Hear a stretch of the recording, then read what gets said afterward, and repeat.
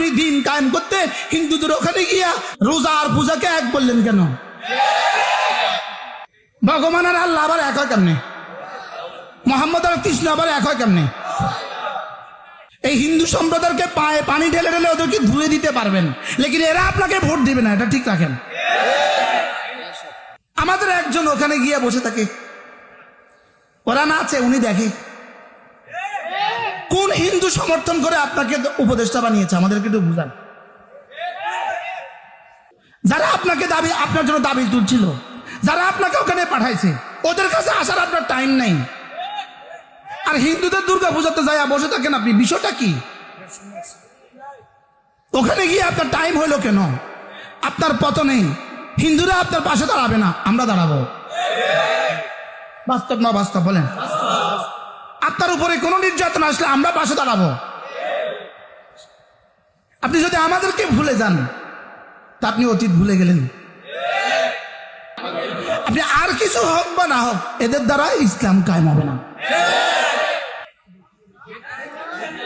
কোনটা নাই বলেন? কোনটা নাই? হ্যাঁ, নিজের কলিজায় দিন নাই, নিজের শরীরে দিন নাই। আচ্ছা, আমি বললাম ভাই টাকনুর উপরে পায়জামা উঠান, যেমন এই মামাটার পেলাম আপনি, আমি এনে গেলাম ভাই আপনি টাকনুর উপরে পায়জামাটা উঠান, হাতে কয় এটার মধ্যে কি দিন ঢুকিয়ে দিয়েছিনি? সে জবাব দিছে এটার মধ্যে কি দিন ঢুকে আছে? আচ্ছা, এটার মধ্যেও দিন ঢুকে নাই। এবার আমি বললাম ভাই দাঁড়িটা বড় করো, এটার মধ্যেও দিন, এটার মধ্যে দিন ঢুকে আছে। আমি বললাম ভাই জামাতে নামাজ পড়ো, ভাই এটার মধ্যে কি দিন ঢুকে আছে? তো দিনটা ঢুকলো কিসের মধ্যে, এটা আমাদেরকে বুঝাও। আর বুঝাইতে পারলাম না।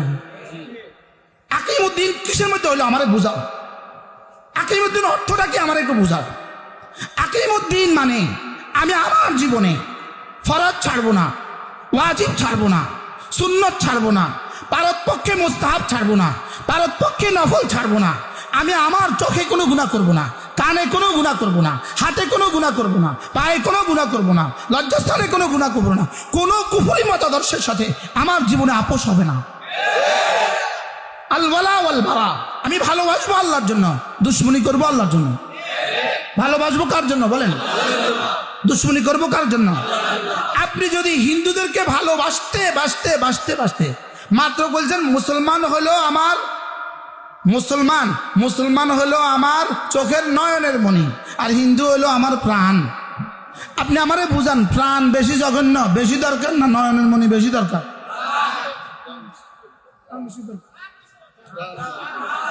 মুসলমান হলো আমার